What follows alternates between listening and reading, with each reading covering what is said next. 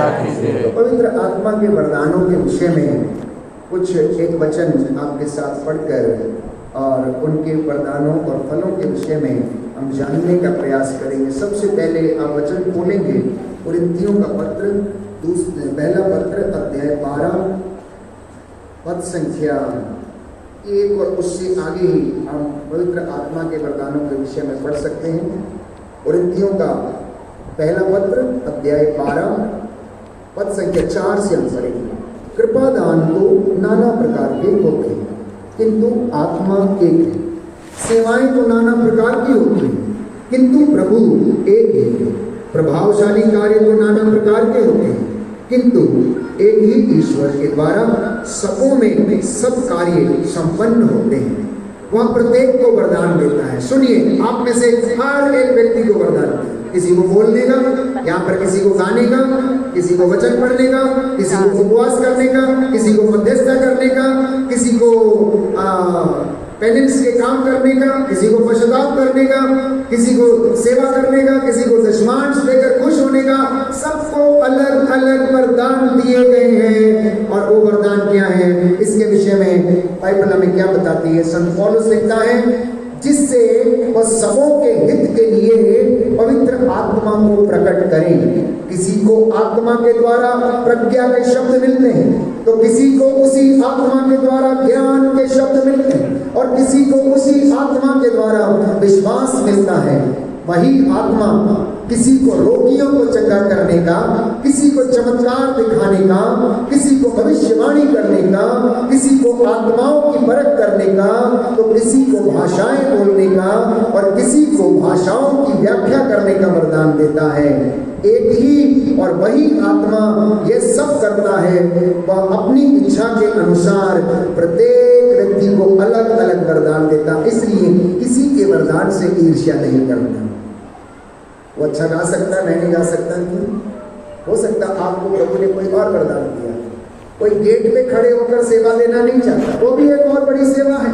ध्यान रखना, स्वर्गदूत मिखाइल का कार्य करना, चौकीदारी करना, कोई यहाँ पर षड्यंत्रकारी अंदर ना आए, या किसी चीज कोई ऐसी बाबा चीज या पूरी व्यक्ति वहां से अंदर ना आए, वहां पर बैठकर देखभाल करना। हो सकता बहुत मीडियम जॉब है, छोटा जॉब है। किसी को पानी पिलाने की जिम्मेदारी दी जाती है, जो वो बोलते हैं तो बहुत छोटा सा काम है। नहीं, मैं तो स्टेज पर चढ़ के बोलूंगा, मुझे तो वहां से खड़े होकर बोलना है। जब तक मैं लोगों को दिखूं नहीं, तब तक मेरी सेवा दिखेगी नहीं। प्यारे भाइयों और बहनों, ईश्वर के राज्य में कोई काम छोटा या बड़ा नहीं है।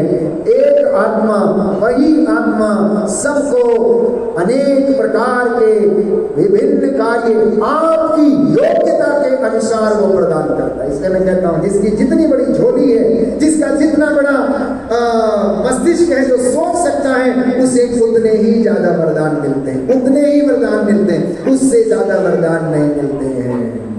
भाई सतीश एक सुंदर गीत गाया करते हैं, मेरी झोली छोटी पड़ गई, तूने मुझे इतना वरदान दिया है, इतना वरदान दिया। वो दिन रात प्यारे भाइयों और बहनों हमें वरदान देता रहता है।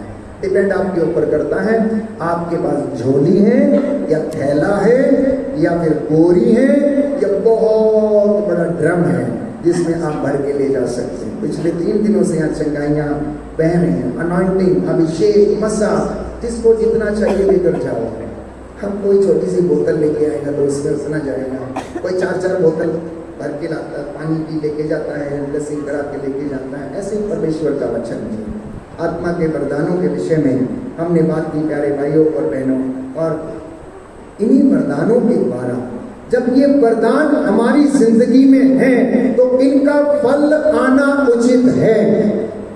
अगर वरदान रूपी बीज हमारे जीवन में बो दिया गया है तो इसका फल यदि ना आए तो इसका मतलब ये है कि पवित्र आत्मा के वरदान हमारे जीवन में काम नहीं कर रहे हैं। The gifts of the holy spirit are not being operated, they are not operating.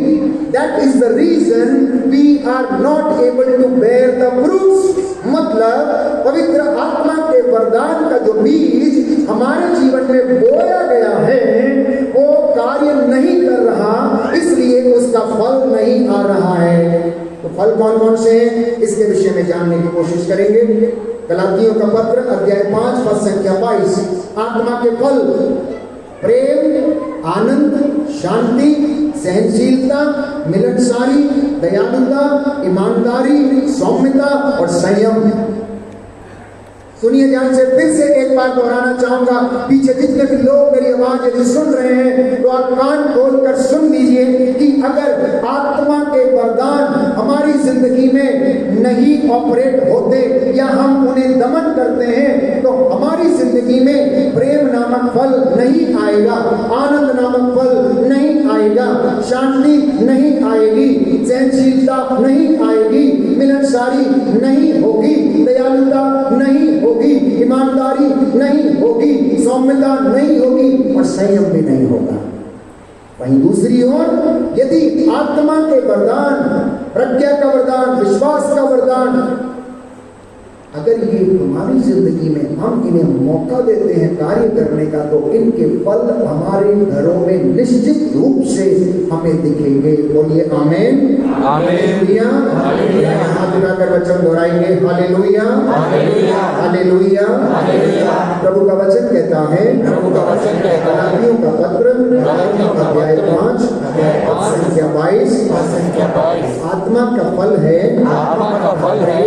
प्रेम, आनंद, शांति, सहनशीलता, मिलनसारी, दयालुता, ईमानदारी, सौम्यता, संयम। इनके विरुद्ध कोई विधि नहीं है। हालेलुया। जो लोग ईसा मसीह के हैं उन्होंने वासनाओं तथा कामनाओं सहित अपने शरीर को क्रूस पर चढ़ा दिया है। हालेलुया। यदि हमें आत्मा द्वारा जीवन प्राप्त हो गया है तो हम आत्मा के अनुरूप जीवन बिताएं, आत्मा के अनुरूप जीवन बिताएं, आत्मा के अनुरूप जीवन बिताएं। आत्मा के अनुरूप जीवन। Hallelujah, hallelujah, hallelujah, hallelujah. आइए हम तैयारी करेंगे हिस्सा बलिदान में प्रवेश करने की। इस वक्त अपने हाथों को जोड़ें, आंखों को बंद करें।